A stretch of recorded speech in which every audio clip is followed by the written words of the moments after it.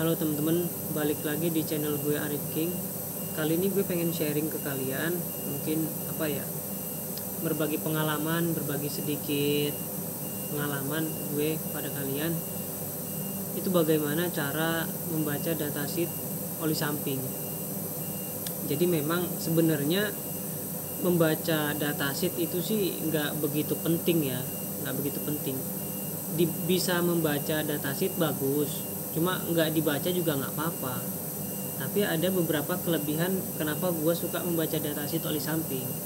Itu salah satunya ya, kalau kita bisa membaca datasheet itu kita bisa memitigasi, bahasanya itu memitigasi, jadi mengurangi resiko mengurangi resiko cedera mesin kalau kita salah memilih oli samping gitu, menurut gue pribadi.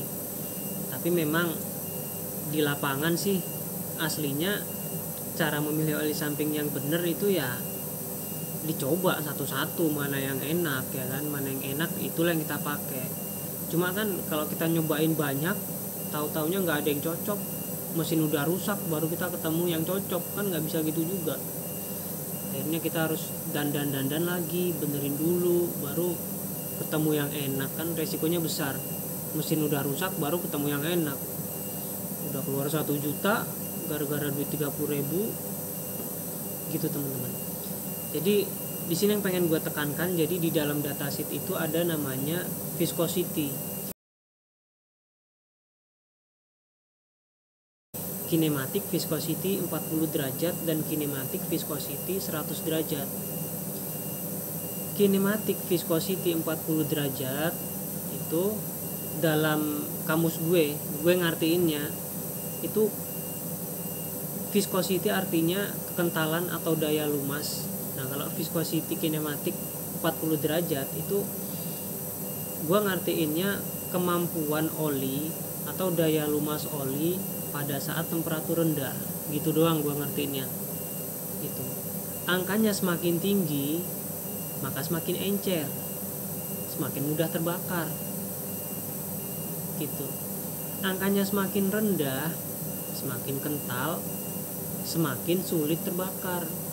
Semakin sulit terbakar artinya pada saat temperatur dingin dia kental, maka akan lebih sulit terbakar. Gitu. Kemudian viscosity, kinematic viscosity 100 derajat itu kemampuan melumasi atau daya lumas oli samping terutamanya untuk melumasi mesin pada saat temperatur tinggi. Gitu ya teman-teman. Daya lumas oli pada saat temperatur tinggi. Angkanya semakin tinggi semakin baik. Semakin tinggi angkanya berarti pada saat temperatur tinggi dia masih mampu melumasi mesin dengan baik. Gitu, angkanya semakin tinggi semakin baik. Semakin rendah ya berarti kemampuan daya lumasnya itu lebih rendah daripada angka yang lebih tinggi. Gitulah kira-kira ya. Gitu teman-teman. Terus resikonya apa kalau kita salah pilih atau terlanjur milih? Misalnya kita tinggal di tempat yang dingin, terus cocoknya pakai oli samping apa mas? Cocoknya pakai oli samping apa bang? Cocoknya kalau di tempat yang dingin ya nyari oli samping yang encer. Kenapa encer?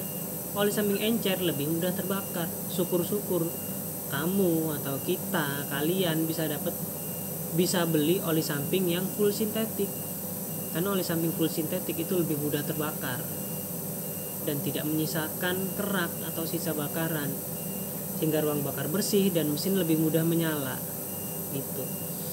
Terus kalau misalnya tempatnya kok panas mas, pinggir pantai ya kan, misalnya pinggir pantai, atau mungkin kita sering jalan pas siang hari itu kan dia panas, temperatur udara panas, jadi kita cocoknya pakai oli samping apa mas?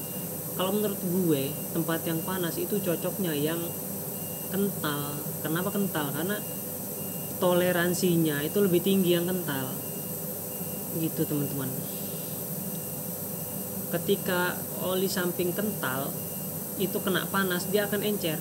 Nah kalau oli samping encer kena panas dia jadi akan lebih encer. akan sangat lebih mudah terbakar. Ketika dia panas, mesin panas, nah ini udara luar panas, di dalamnya panas, maka panas ditambah panas jadinya overheat gitu. Nah ketika misalnya kita pakai oli samping yang kental, udara luar panas, dia akan jadi encer. Nah daya lumasnya masih terjaga, nggak sampai ini kan ini encer, ini kental, ini di bawahnya encer, ini encer banget nih. Nah kalau kita pakai yang kental, dia masih bertahan di sini. Nah ketika mesin panas, dia turun ke sini.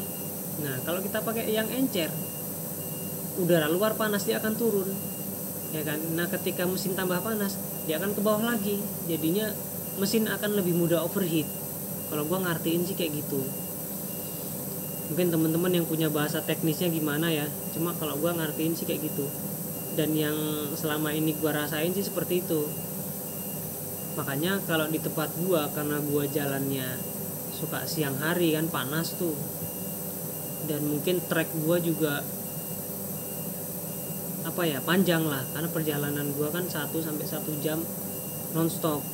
Kadang-kadang macet jadi 2 jam sampai 3 jam itu di jalan dan mau ke Tangerang kan, Tangerang Jakarta. Makanya yang gua pakai itu kok cocoknya gua ketemu oli samping Mesrania OB. Nah setelah gua baca-baca datasheetnya kok memang dia encer, tapi viscosity temperatur tingginya dia tinggi.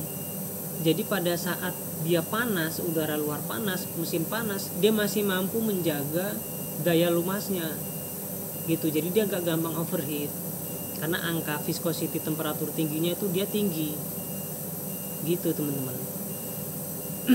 Udara luar panas, mesin panas, tambah lagi macet. Kalau macet kan mesin gak kena angin. Kalau mesin gak kena angin itu potensi dia overheat itu lebih tinggi. Nah kebetulan kok Mesrania OB itu menurut gua, makanya gua di semua review gua oli samping itu dia gua kasih nilai yang paling tinggi, karena memang performanya itu luar biasa, daya lumasnya itu luar biasa. Karena gua udah make, mungkin gua bisa bilang gua udah make di skenario harian sesungguhnya. Kebut-kebutan pernah ya kan, macet-macetan itu yang paling parah, macet-macetan siang hari lama lagi itu. Dan dia bisa melumasi mesin gua dengan sangat-sangat baik, nggak ada overheat ya kan, mesin juga tetap awet sampai sekarang, nyatanya awet-awet aja gitu teman-teman ya. Jadi membaca datasheet itu maksudnya nggak pokok, bukan kebutuhan penting buat kita pemakai 2 tak. Cuma kalau kita bisa membaca datasheet, terutama viscosity itu, kita bisa milih viscosity yang pas buat mesin kita. Itu nantinya akan mengurangi resiko cedera pada mesin, ya kan. Jadi kita jangan sampai mesin rusak dulu baru ketemu oli samping yang enak. Itu maksud gua tuh begitu. Jadi mudah-mudahan kalian bisa terbantu. Jadi gitu teman-teman. Jadi buat yang terbantu, monggo di like, monggo di subscribe. Bagi yang tidak terbantu atau mungkin pengen ada koreksi-koreksi, boleh ditulis di kolom komentar.